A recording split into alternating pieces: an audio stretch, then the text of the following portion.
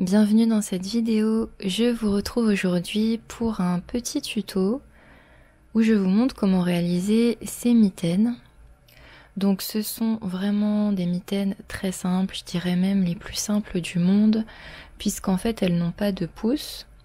Donc il s'agit vraiment de tricoter une bande qu'on va ensuite assembler à l'aide d'une couture.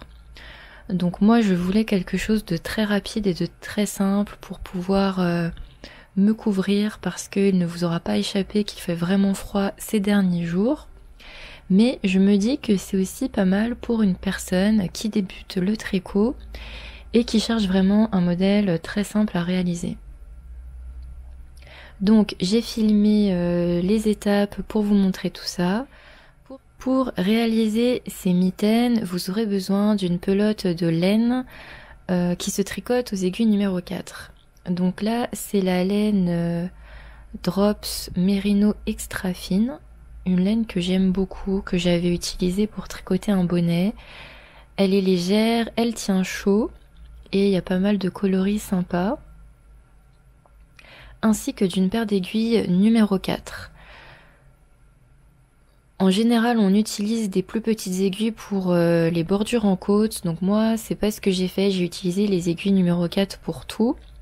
Sauf pour le rabattage où j'ai pris des aiguilles 3,5. Mais je pense que vous pouvez vous en sortir avec uniquement des aiguilles numéro 4. Précision importante sur la taille de ces mitaines. Donc je sais pas si on s'en rend compte à l'écran. Mais moi, j'ai de grandes mains. Donc mes mains sont vraiment plus grandes que la moyenne pour une femme, on va dire. Et honnêtement, j'ai prévu large pour la mitaine, hein, elle me sert pas du tout, il y a de la marge. Donc très sincèrement, je pense que les dimensions que je vais vous donner se rapprochent plutôt des dimensions pour des mitaines hommes, pour lesquelles on pourrait rajouter voilà 2 à 4 mailles, je pense. Et si vous tricotez des mitaines pour une femme ou que vous-même vous avez des mains, on va dire de taille moyenne ou de taille plus petite, je vous conseille de retirer quelques mailles, on va dire de 4 à 6 mailles, si vous souhaitez avoir un résultat vraiment bien serré. D'autant plus que selon la laine que vous allez prendre, il est possible qu'elle se détende. Ici, je n'ai pas réalisé de blocage, mais je pense que il y a de fortes chances qu'elle se détende. Pour la longueur, c'est pareil. Moi, donc, mes mains étant longues, et puis bon, j'ai mesuré en fait sur moi, et je me suis arrêtée quand j'étais satisfaite de la longueur. Donc, je vais vous donner un nombre de rangs à suivre, mais vous pouvez tout à fait en enlever quelques-uns, selon la taille que vous voulez faire, et selon le confort qui vous convient. Si vous avez envie, voilà, que ça aille vraiment jusqu'au bout, ou si vous voulez quelque chose de plus court, c'est complètement libre. Vous pouvez adapter comme ça vous plaît. Voilà pour l'introduction. Et maintenant, c'est parti pour le tuto. On commence par monter 42 mailles. Comme je l'ai dit, vous pouvez tout à fait adapter le nombre. Mais moi, pour ce modèle, je vais partir sur 42. Je vous conseille de prendre vraiment pas mal de fils, histoire d'avoir une petite longueur qui reste. On s'en servira après pour la couture. Donc moi, je vais faire un montage tout simple sur la base d'un nœud coulant.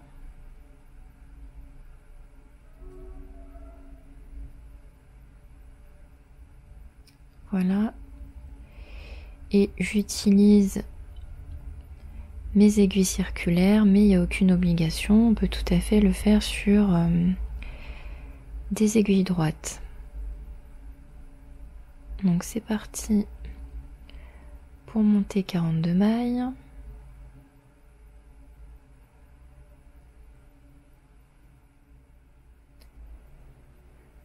Une fois qu'on a terminé, donc on recompte bien et on positionne bien nos mailles sur l'aiguille et on part maintenant sur des côtes de 2.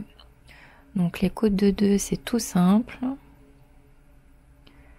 Voilà, je fais attention à bien prendre le fil de la pelote et pas mon bout du fil. Bon, pour le coup, j'en ai laissé un peu trop, mais bon, mieux vaut plus que pas assez. Donc pour les côtes de 2, on va tricoter 2 mailles à l'endroit et 2 mailles à l'envers, et on va continuer comme ça jusqu'à la fin du rang. C'est un point qui est très simple, et c'est aussi pour ça qu'il vaut mieux avoir un nombre de mailles paires quand on le tricote. C'est quand même un peu plus facile à gérer. Donc là, je commence avec 2 mailles endroit, 2 mailles envers.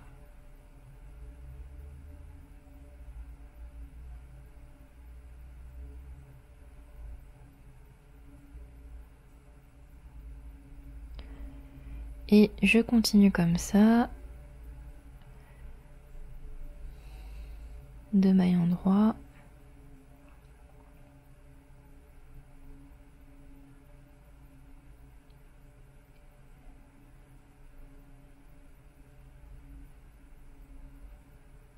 Deux mailles envers.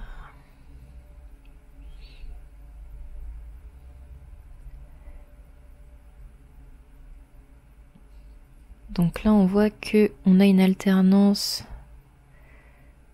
de petits V et de petites boules. Donc les petites boules, ce sont les mailles envers.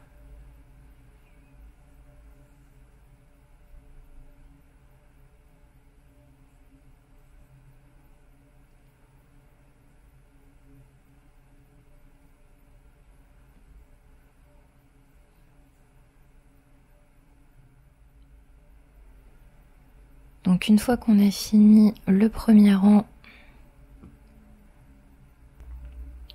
on retourne. Donc on voit bien notre alternance de mailles envers et mailles endroit. Et donc là c'est très simple, pour le rang retour, nos mailles endroits sont devenues des mailles envers et nos mailles envers sont devenues des mailles endroits. Donc on va tout simplement faire 2 mailles envers, 2 mailles endroits. En fait, pour les points de côte, on tricote les mailles comme elles se présentent. Donc ici, j'ai 2 mailles envers, donc je vais les tricoter à l'envers.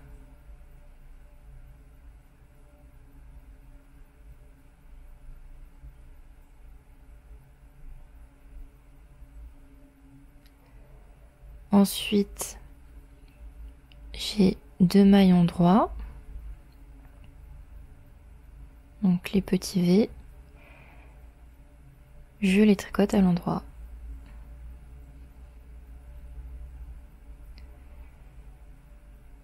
On va tricoter comme ça 5 rangs de côtes en tout, en alternant 2 mailles endroit, 2 mailles envers, et en faisant bien attention à tricoter les mailles comme elles se présentent pour réaliser le point de côte de 2.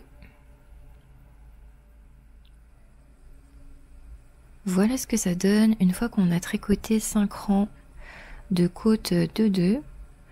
Donc maintenant, on va pouvoir enchaîner avec le jersey endroit. Donc le jersey endroit, c'est encore plus simple puisqu'il suffit d'alterner un rang tout à l'endroit et un rang tout à l'envers. Donc pour mon premier rang de jersey endroit, je vais tricoter toutes les mailles à l'endroit jusqu'à la fin du rang.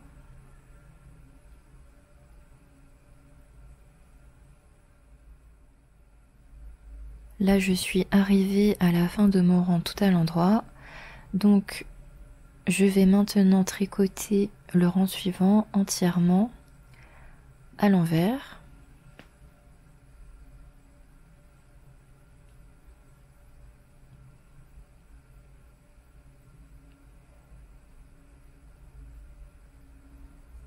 Là encore, il suffit de tricoter les mailles comme elles se présentent, puisque là nous voyons toutes ces petites boules, ce sont des mailles envers. Donc je les tricote à l'envers pour former mon rang de jersey endroit.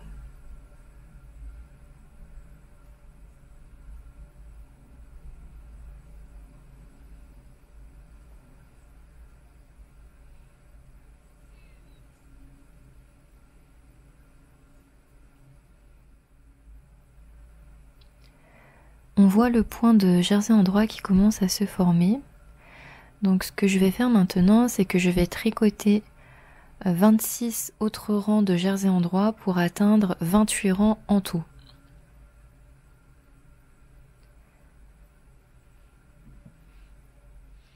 Une fois qu'on a terminé la partie en jersey endroit, on repart sur 5 rangs de côte de 2.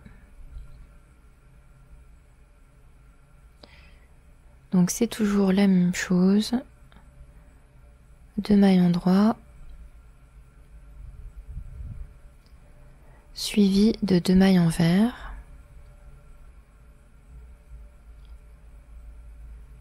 deux mailles endroit,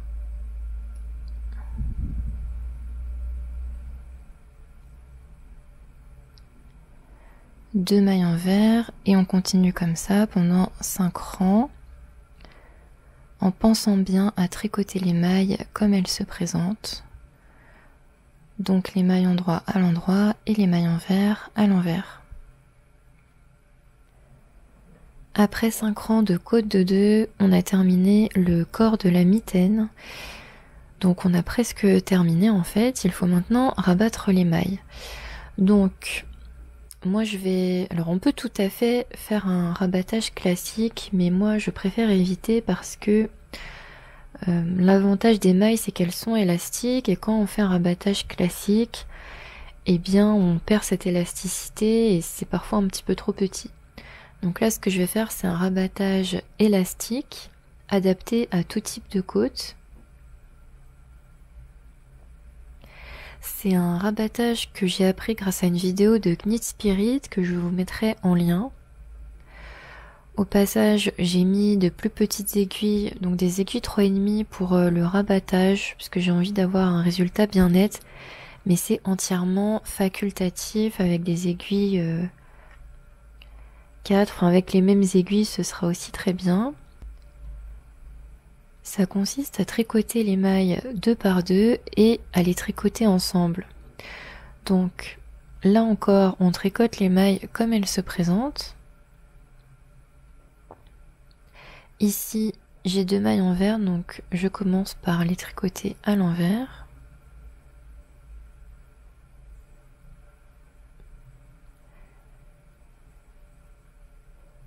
Et ensuite, au lieu de rabattre celle-ci sur celle-ci, je vais les tricoter ensemble.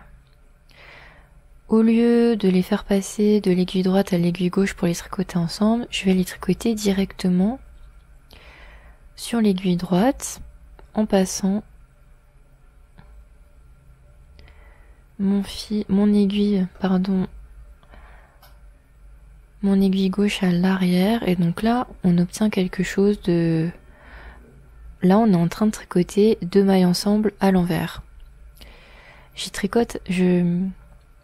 les tricote à l'envers puisque j'ai tricoté ma dernière maille à l'envers. Donc c'est comme ça qu'on se repère. Ici par exemple, donc j'ai une maille endroit, je la tricote à l'endroit. Et puisque la dernière maille que j'ai tricotée est à l'endroit, je tricote mes 2 mailles ensemble à l'endroit. Donc je passe l'aiguille gauche devant et je tricote les 2 mailles ensemble à l'endroit. Ensuite, j'ai une maille endroit, donc je la tricote à l'endroit. Je viens de tricoter à l'endroit, donc je tricote mes 2 mailles ensemble à l'endroit.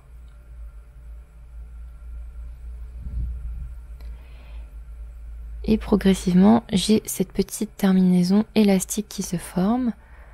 Donc je continue comme ça.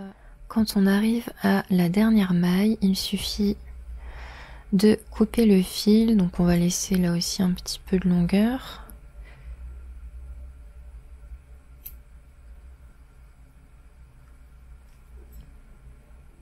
Et on vient rentrer le fil dans la maille pour faire un petit nœud.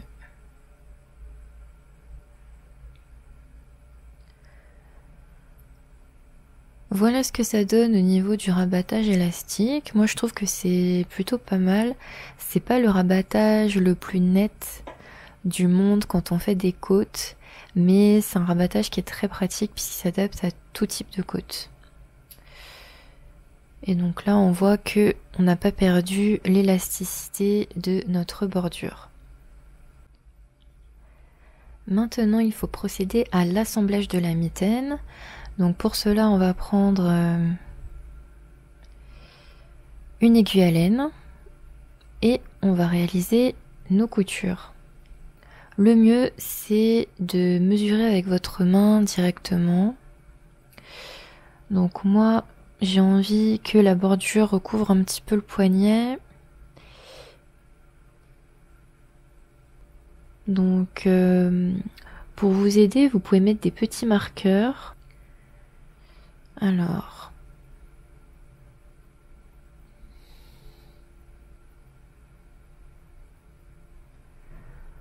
on va dire que ici, ce serait pas mal. Je vais le mettre là. Comme ça, je saurai où m'arrêter. Donc, vous pouvez aussi, sinon, tout simplement mesurer ce que ça donne ou... Voilà, là, faut vraiment, il n'y a pas vraiment de règles, hein, c'est selon la morphologie et les envies de chacun. Donc maintenant que j'ai mon repère, je vais réaliser une couture invisible. Donc moi, j'aime bien réaliser des coutures invisibles quand je fais des ouvrages au tricot. Le principe, c'est une fois réalisée, en fait, la couture ne se voit pas sur l'endroit du tricot. Et elle se réalise sur l'endroit. C'est-à-dire que mes deux pièces à assembler, il faut que je les mette endroit vers moi. Donc on va mettre... on va faire passer le fil dans le chat de l'aiguille. Voilà. Et on va venir piquer. Donc pour commencer tout en bas dans l'angle inférieur gauche de la partie d'en face. Voilà. Et le but maintenant, ça va être de piquer de façon parallèle. Donc moi mon repère, c'est que j'essaie de repérer les mailles endroits et de piquer dans cette petite partie là qui est entre les deux jambes de la maille endroit, au milieu du petit V si vous voulez. Et je vais essayer de me mettre en face pour faire la même chose. Donc là, j'ai une maille endroit. Et quand je pique au milieu, je trouve ce petit fil qui me permet de passer. Donc, on continue comme ça.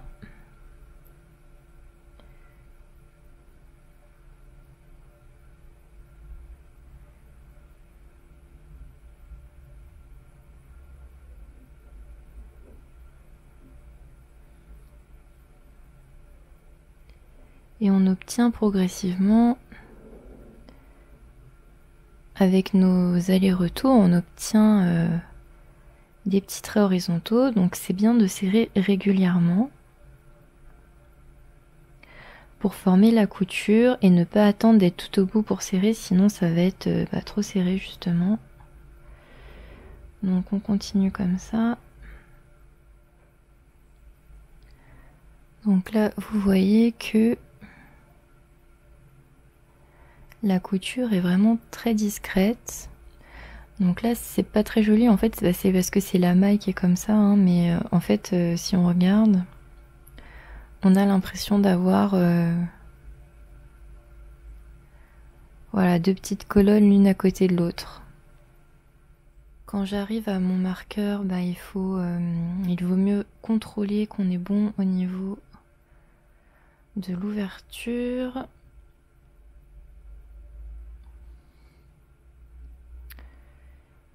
Ouais, bah, je pense que je vais aller un peu plus loin finalement. Et une fois qu'on a atteint la fin de la couture, bah, il suffit de faire un petit nœud pour la fermer. Ensuite, on recommence la même opération de l'autre côté, donc en mesurant bien où on souhaite s'arrêter. Et la mitaine est terminée. Et voilà le résultat. Donc au final, j'ai cousu un petit peu plus que la bordure pour créer mon ouverture.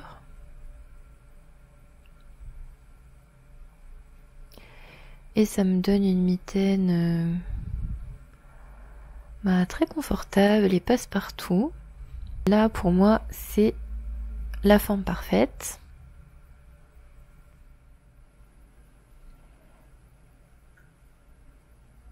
Alors, j'espère que le tuto vous a plu. Comme vous avez pu le voir, c'est vraiment très simple et on peut personnaliser à l'envie. Si vous avez des questions, n'hésitez pas à me les laisser en commentaire. Et si vous tricotez les mitaines, n'hésitez pas aussi à me taguer sur Instagram ou à m'envoyer une photo, ça fait toujours plaisir. Le tuto sera également disponible sur le blog amtistory.com si vous préférez les explications écrites. Et quant à moi, je vous dis à très vite.